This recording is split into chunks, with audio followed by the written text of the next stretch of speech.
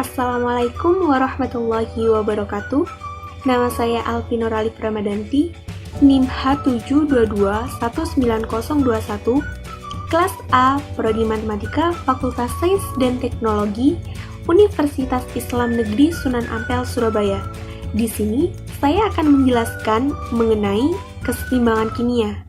Simak video ini. Apa aja sih yang akan kita bahas dalam materi ini?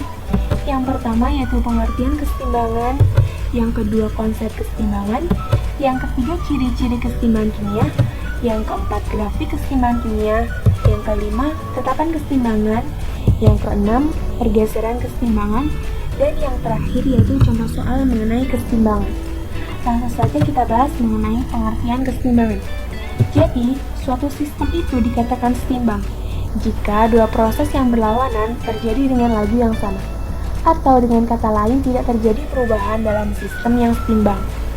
Salah satu indikator saat terjadinya kesetimbangan adalah tidak terjadi perubahan konsentrasi dari semua komponen reaktan dan juga komponen produk. Selanjutnya kita bahas mengenai konsep kesetimbangan.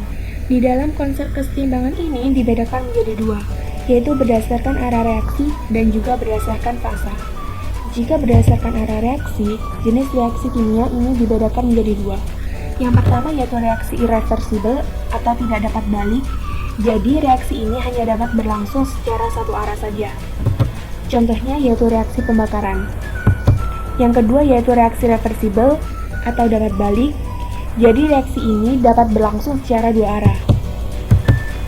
Contohnya yaitu N2 plus 3H2 bereaksi menjadi 2NH3. Contoh yang kedua yaitu H2 plus I2 bereaksi menjadi 2HI. Selanjutnya kita bahas mengenai konsep kesetimbangan berdasarkan fasa. Jika berdasarkan fasa, kesetimbangan ini dibedakan menjadi dua. Yang pertama yaitu kesetimbangan homogen atau kesetimbangan yang hanya melibatkan satu wujud zat saja. Contohnya di sini yaitu N2 plus 3H2 bereaksi menjadi 2NH3, di mana di sini hanya melibatkan satu wujud zat saja yaitu zat gas. Kemudian yang kedua yaitu kesetimbangan heterogen atau kesetimbangan yang melibatkan dua atau lebih wujud zat yang berbeda. Contohnya yaitu Fe2O3 plus 3CO2 bereaksi menjadi 2Fe plus 3CO2, di mana di sini melibatkan dua wujud zat yang berbeda, yaitu zat sulfur dan juga zat gas. Kemudian kita bahas mengenai ciri-ciri kesetimbangan kimia. Yang pertama yaitu reaksinya terjadi secara reversibel atau dapat balik. Yang kedua, laju ke kanan sama dengan laju ke kiri, atau laju pembentukannya sama dengan laju penguraian. Yang ketiga yaitu berada dalam ruangan tertutup. Yang keempat, tidak terjadi perubahan makroskopis. Selanjutnya yaitu grafik kesetimbangan kimia.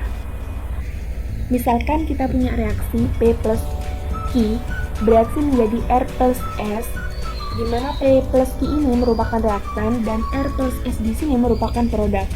Kita lihat grafik yang pertama. Jadi grafik yang pertama ini menunjukkan bahwa produknya lebih besar daripada reaktan. Kemudian grafik yang kedua ini menunjukkan bahwa reaktannya lebih besar daripada produk. Nah, sedangkan grafik yang ketiga ini menunjukkan bahwa reaktannya sama dengan produk. Selanjutnya kita bahas mengenai tetapan kesetimbangan. Yang pertama yaitu tetapan kesetimbangan konsentrasi atau Kc. Misalkan kita punya reaksi Na plus Nb bereaksi menjadi Pc plus Qd, maka rumus Kc-nya yaitu C pangkat P dikali D pangkat Q dibagi A pangkat M dikali B pangkat N, di mana N, P, Q di sini merupakan koefisien dari reaksinya. Sedangkan untuk konsentrasi A, B, C, D merupakan konsentrasi pada saat setimbang.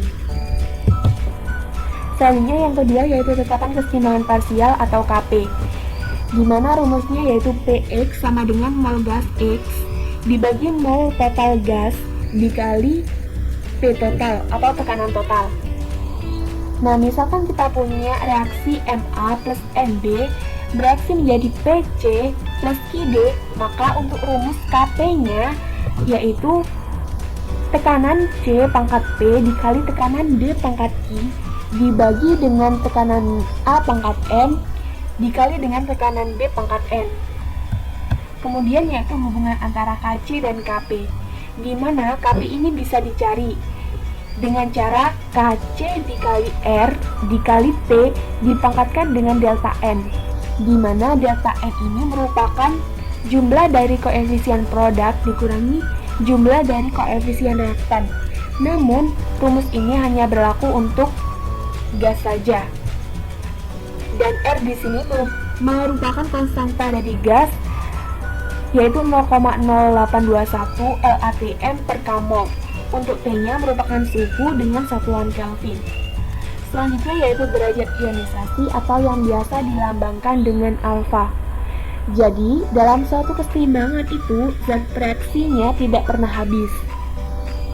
Untuk mencari derajat ionisasi atau alfa, rumusnya yaitu jumlah mol zat yang terurai dibagi dengan jumlah mol zat mula-mula dikali 100% jika dalam bentuk persen. Jadi, jika dalam bentuk persen, nilai alfa yaitu antara 0% sampai dengan 100%. Namun, jika tidak dalam bentuk persen, maka nilai alfanya yaitu antara 0 sampai 1. Kita lanjutkan mengenai pergeseran keseimbangan. Yang pertama yaitu perubahan konsentrasi. Misalkan kita punya reaksi A plus B menjadi C, bila nilai A-nya kita tambah atau konsentrasinya kita perbesar, maka terjadi pergeseran ke kanan, sehingga nilai C-nya akan bertambah. Namun, jika nilai D-nya kita kurangi atau kita kecilkan konsentrasi dari B, maka reaksi akan bergeser ke kiri, sehingga nilai C-nya akan berkurang.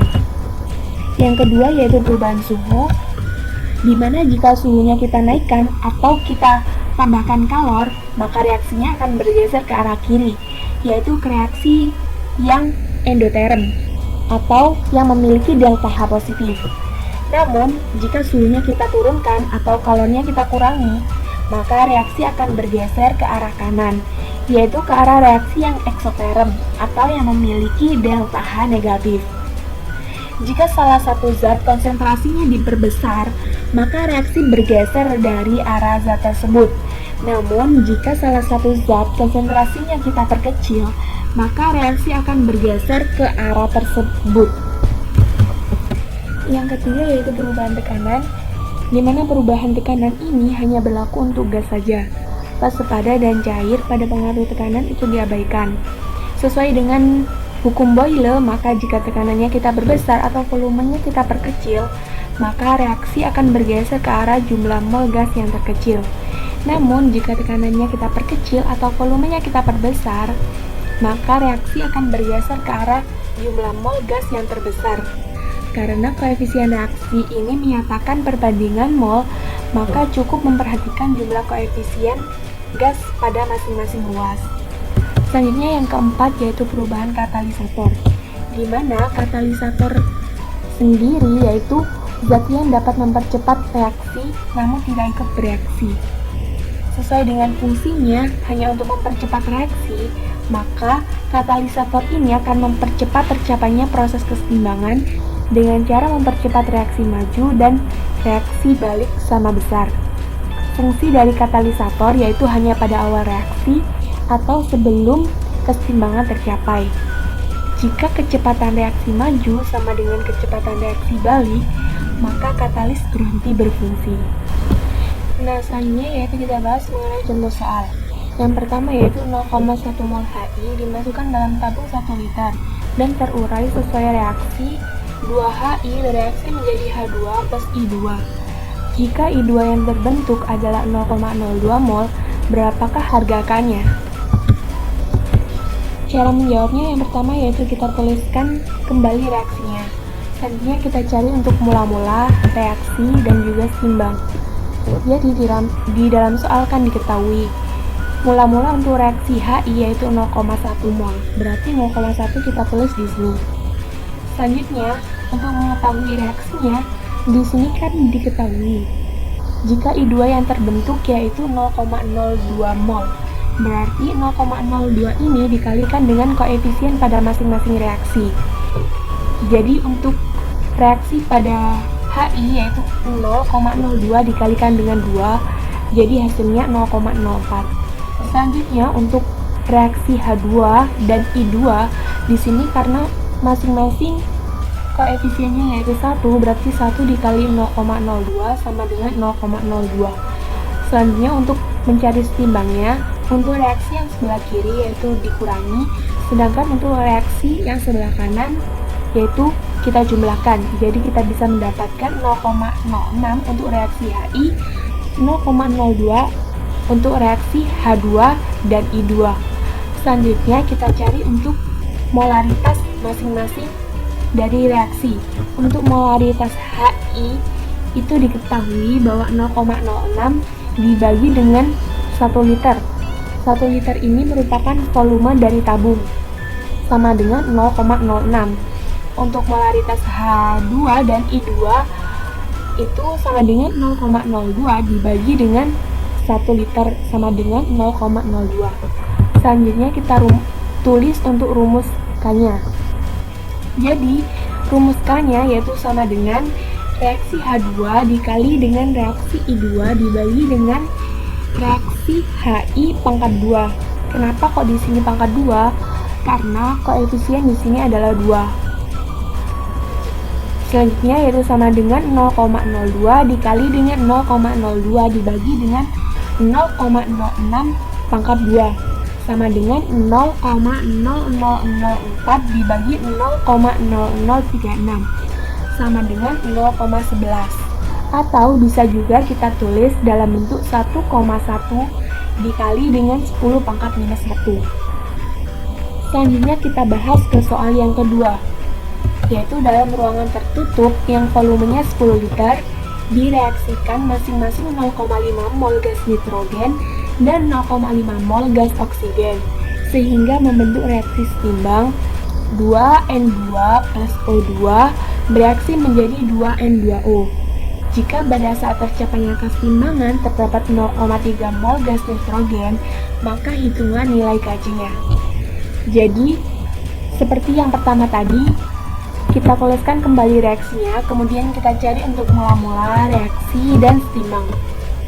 Jadi dalam soal, mula-mula dari gas nitrogen dan gas oksigen diketahui yaitu 0,5. Berarti kita tulis di sini 0,5. Selanjutnya di soal juga diketahui bahwa pada saat setimbang gas nitrogen yaitu 0,3 mol. Jadi untuk setimbangnya gas nitrogen di sini kita tulis 0,3. Selanjutnya untuk mencari reaksinya, karena di sini yang diketahui mula-mula dan setimbangnya dari gas nitrogen, oleh karena itu untuk mencari reaksi dari gas nitrogennya, mula-mula dari gas nitrogen dikurangi dengan setimbang dari gas nitrogen, yaitu hasilnya 0,2. 0,2 di sini merupakan kunci untuk mencari reaksi O2 dan reaksi N2O. Untuk mencari reaksi dari O2 yaitu koefisien dari O2 dibagi dengan koefisien dari N2 dikali dengan 0,2. Hasilnya yaitu 0,1. Selanjutnya untuk reaksi N2O yaitu koefisien dari N2O 2 dibagi dengan koefisien dengan N2 yaitu 2, berarti 2 dibagi 2 dikali dengan 0,2 yaitu 0,02. Selanjutnya seperti sebelumnya tadi, untuk reaksi yang sebelah kiri yaitu kita kurangi, dan reaksi yang sebelah kanan yaitu kita jumlahkan. Jadi kita dapat reaksi setimbangnya dari N2 yaitu 0,3, reaksi setimbang dari O2 yaitu 0,4, dan reaksi setimbang dari N2O yaitu 0,2. Kemudian kita cari untuk molaritas dari N2, O2, dan N2O. Untuk molaritas N2 yaitu 0,3 dibagi 10, di mana 10 ini merupakan volume dari ruangan tersebut, sama dengan 0,03. Atau agar lebih mudah kita tulis dalam bentuk 3 dikali 10 pangkat minus 2. Selanjutnya untuk molaritas O2 yaitu 0,4 dibagi 10 sama dengan 0,04, atau bisa juga ditulis dalam bentuk 4 dikali 10 pangkat minus 2. Selanjutnya untuk molaritas N2O yaitu 0,2 dibagi dengan 10 sama dengan 0,02, atau bisa juga ditulis dalam bentuk 2 kali 10 pangkat minus 2. Selanjutnya kita tulis untuk rumus kacanya, yaitu konsentrasi N2O pangkat 2, karena di sini koefisiennya yaitu 2 dibagi dengan konsentrasi N2 pangkat 2 dikali dengan U2 sama dengan 2 dikali 10 pangkat minus 2 dipangkatkan 2 dibagi dengan 3 dikali 10 pangkat minus 2 pangkat 2 dikali 4 kali 10 pangkat minus 2 sama dengan 4 kali 10 pangkat minus 4 dibagi 9 kali 10 pangkat minus 4 dikali 4 kali 10 pangkat minus 2. Untuk 4 bisa kita coret dan 10 pangkat minus 4 nya juga bisa kita coret. Jadi kita bisa dapat hasil 1/9 dikali 10 pangkat 2. Nah, sekian itu tadi penjelasan mengenai kesetimbangan kimia. Apabila ada kesalahan dalam pengucapan atau penulisan, saya mohon maaf yang sebesar-besarnya. Wassalamualaikum warahmatullahi wabarakatuh.